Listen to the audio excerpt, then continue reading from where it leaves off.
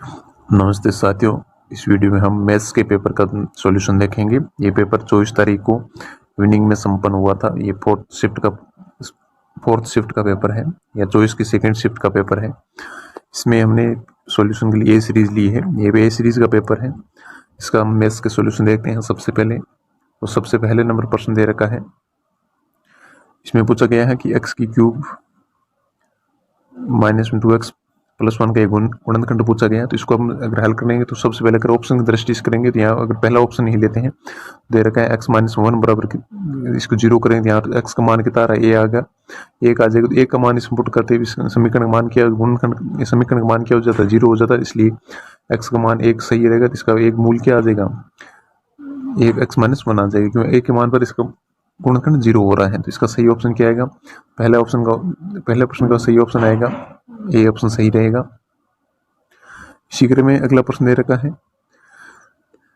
कि 2/3x minus 4 plus में 2/2x minus 6 बराबर 0 के हल पूछा गया है। तो इसको अगर ऑप्शन से मान रखेंगे तो इसका सही आंसर आएगा वो डी ऑप्शन रहेगा। इसमें बी यानी तो x बराबर के 2 का मान इसमें सही रहेगा। x बराबर 2 के मान से इसका मान 0 हो जाएगा। तो इसका डी ऑप्शन सही रहेगा।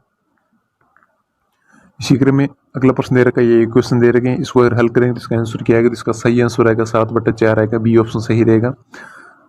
इसी क्रम में अगला प्रश्न दे रखा है कि किसी धनराशि का 5 वर्ष का साधारण ब्याज मूलधन का 3/5 हो जाता है। तो साधारण ब्याज की दर पूछी गई है। तो सिंपल क्वेश्चन है। इसको अगर मूलधन 3/5 हो गया तो इस ब्याज में साधारण ब्याज की दर पूछी गई है। इसको सोल्व करेंगे तो इसमें सी आंसर आएगा। तो 12% इसका सही आंसर होगा। इसी क्रम में अगला प्रश्न दे रखा है, किसी वस्तु को 560 रुपये में बेचने पर हानि 720 रुपये में बेचने से लाभ से 50 से अधिक है। तो वस्तु का क्रय मूल्य पूछा गया है। इसका अगर सही हल करेंगे इसमें 665 रुपये सही आंसर आएगा। इसमें ये ऑप्शन सही रहेगा। इसी क्रम में अगला दे रखा है कि एक केले तथा 4 सेवों का मूल्य 3 केले तथा 7 सेवों के मूल्य के बराबर है। तो एक केले तथा 1 सेव का मूल्य पूछा गया। मान लेते हैं अगर केले का मूल्य x है तो यहाँ पर कितना लिख लेंगे 5x प्लस में सेव का मूल्य y है तो 4y बराबर 3x प्लस में 7y। इसमें अगर अपन हल करेंगे यहाँ से x/y का मान निकाल लेंगे तो जो मान आएगा वो इसी एक केले, क्योंकि एक केले का मूल्य कितना x आ गया, एक सेव का मूल्य कितना y आ गया, तो इसका x और y का अनुपात आएगा। तो इसका ऑप्शन देखें तो इसका बी ऑप्शन सही रहेगा। इसमें 3:2 आएगा तो ये बी ऑप्शन सही रहेगा।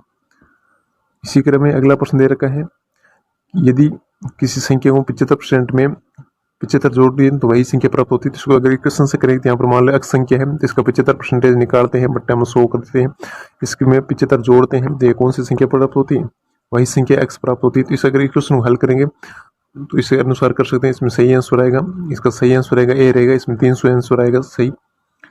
इसी क्रम में 98 नंबर क्वेश्चन दे रखा है कि ये गांव की वर्तमान जनसंख्या 1,30,910 है। तो गत वर्षों में 6% वृद्धि, 5% की कमी तथा 4% की वृद्धि हुई है। तो 3 वर्ष पूर्व की जनसंख्या पूछी गई। इसका सही आंसर आएगा सी आएगा।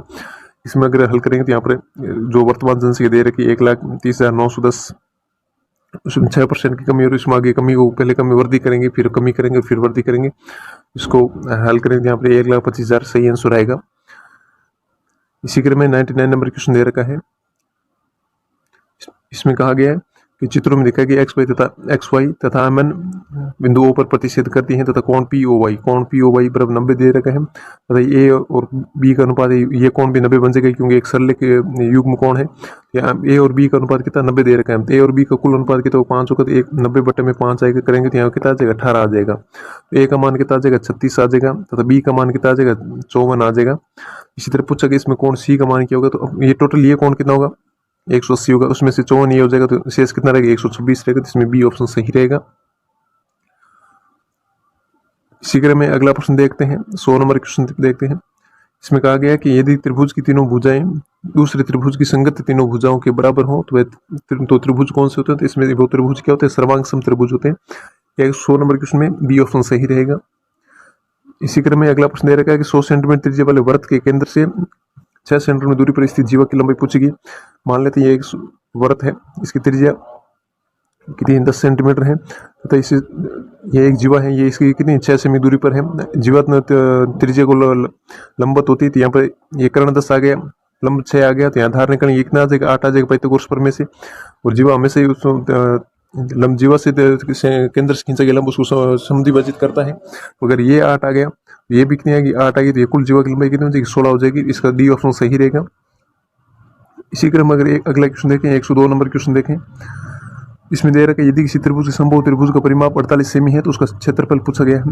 तो अगर समबाहु त्रिभुज है, समबाहु त्रिभुज की तीनों भुजाएं बराबर होती हैं, ए होती हैं। अगर दे रखा है कि परिमाप 3a बराबर कितना दे रखा है 48 दे रखा है।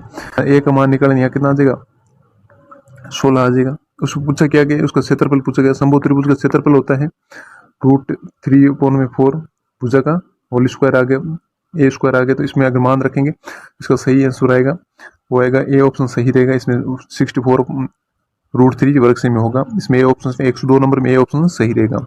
इसी क्रम में अगला प्रश्न दे रखा है कि यदि एक समचतुर्भुज विकर्णों की लंबाई 10 सेंटीमीटर है और 24 सेंटीमीटर तो उसका परिमाप पूछा गया।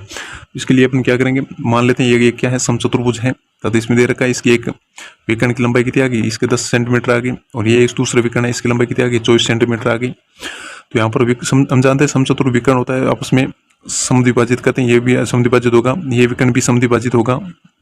तो ये कितना बचेगा 5 बचेगा, तथा ये कितना बचेगा 12 बचेगा। और समचतुर्भुज विकर्ण एक दूसरे के लंबवत होते हैं, तो ये 90 डिग्री कोण आ गया। तो यहाँ पर लंब आ गया 12 सेमी, आधार 5 सेमी आ गया, तो कर्ण कितना आ जाएगा 13 सेमी आ जाएगा। और समचतुर्भुज के ये एक भुजा कितनी आ गई 13 सेमी आ गई। समचतुर्भुज की चारों भुजाएं बराबर होती हैं, इसको हल करेंगे तो समचतुर्भुज का परिमाप आ जाएगा 13 × 4 52 आ जाएगा। तो पूछा गया समचतुर्भुज का परिमाप पूछा गया। तो इसको अगर अपन देखेंगे तो समचतुर्भुज में इसमें सी ऑप्शन सही रहेगा। 103 नंबर में इसमें 52 सेमी आंसर आएगा, सी ऑप्शन सही रहेगा। इसी क्रम में अगला प्रश्न दे रखा है यदि एक 12 मीटर लंबा 9 मीटर चौड़ा और 8 मीटर ऊंचा है कमरा है तो इसमें सबसे बड़ी कितनी लंबाई की छड़ रखी जा सकती है। तो यहाँ पर लंबाई 12 मीटर, चौड़ाई 9 मीटर और ऊंचाई 8 मीटर देर रखी है। तो सबसे बड़ी लंबी छड़ की लंबाई, अगर छड़ की लंबाई पूछी गई है इसके लिए फॉर्मूला होगा विकर्ण, सबसे बड़ा विकर्ण उसी के अनुसार छड़ रखी जा सकती है। तो लंबाई का होल स्क्वायर प्लस में चौड़ाई का होल स्क्वायर प्लस में ऊंचाई का होल स्क्वायर, इसको अगर हल करेंगे तो इसका सही आंसर आएगा वो होगा 17 मीटर आएगा। तो 17 मीटर बी ऑप्शन सही रहेगा 104 नंबर में। इसी क्रम में अगला प्रश्न दे रखा है 105 नंबर दे रखा है कि सारणीय का मुख्य उद्देश्य होता है। तो सारणीय का मुख्य उद्देश्य पूछा गया, तो इसमें लिखा है समकों को उनकी विशेषताओं के आधार पर प्रस्तुत करना, ये भी सही है। समकों को क्रमबद्ध रूप से व्यवस्थित रूप में प्रस्तुत करना, ये भी सही है। जटिल तथ्यों को सरल रूप में प्रस्तुत करना, ये भी सही है। अर्थात तीन ऑप्शन सही, तो यहाँ डी ऑप्शन सही है। ये सभी उत्तरों सभी वाला ऑप्शन सही होगा। 105 में डी ऑप्शन है। अगला दे रखा है किसी श्रेणी का बहुलक क्या होता है। 106 नंबर क्वेश्चन है, इसमें सर्वाधिक बारंबारता वाला होता है उसको बहुलक कहा जाता है। तो इसमें बी ऑप्शन सही रहेगा। इसी क्रम में अगला प्रश्न देखते हैं, दे रखा है कि एक्स अक्ष पर स्थित बिंदु के निर्देशांक पूछे गए। एक्स अक्ष पर स्थित एक्स अक्ष पर बिंदु होगा, उसमें वाई का मान कितना होगा 0 होगा। तो इसमें एक ही ऑप्शन है जिसमें वाई का मान 0 है, तो इसका सी ऑप्शन सही रहेगा।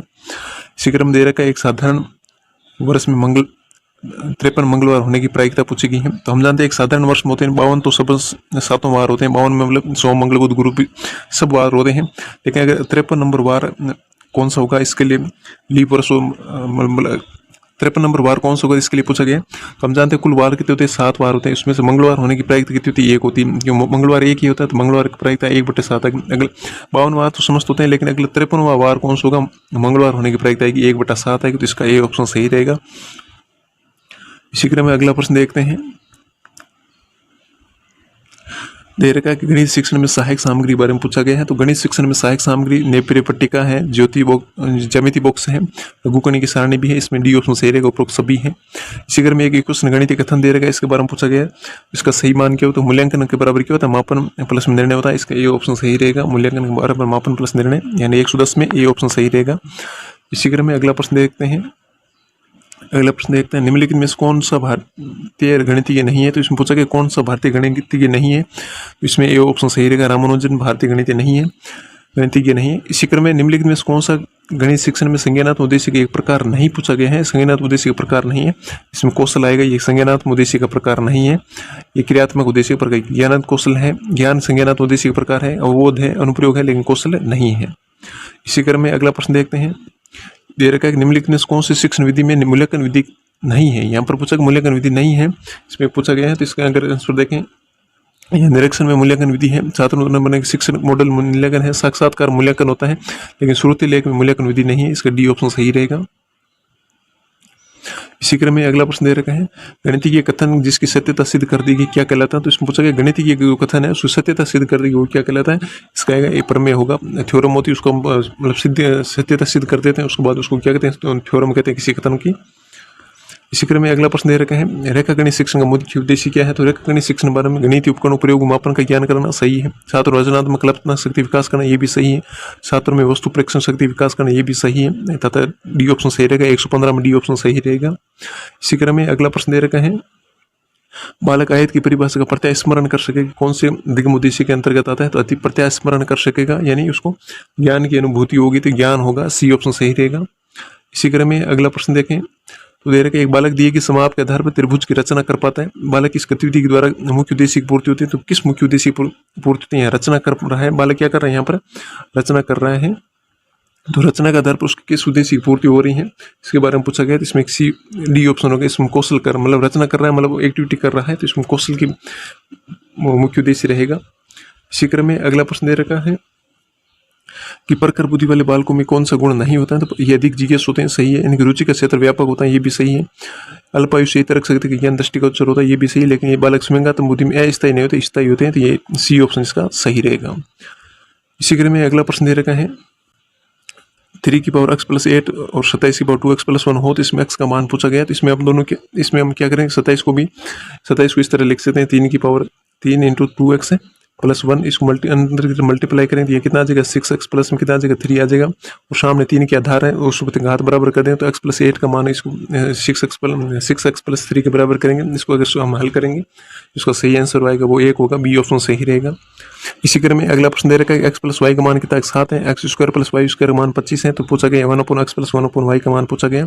तो इस इक्वेशन को आप हल करेंगे तो इसमें लिए एक फॉर्मूला यूज कर सकते हैं, जिसमें फॉर्मूला है x प्लस वाई का होल स्क्वायर बराबर आएगा एक्स स्क्वायर प्लस में वाई स्क्वायर प्लस में 2xy। यहाँ से अपन x y का मान निकाल लेंगे।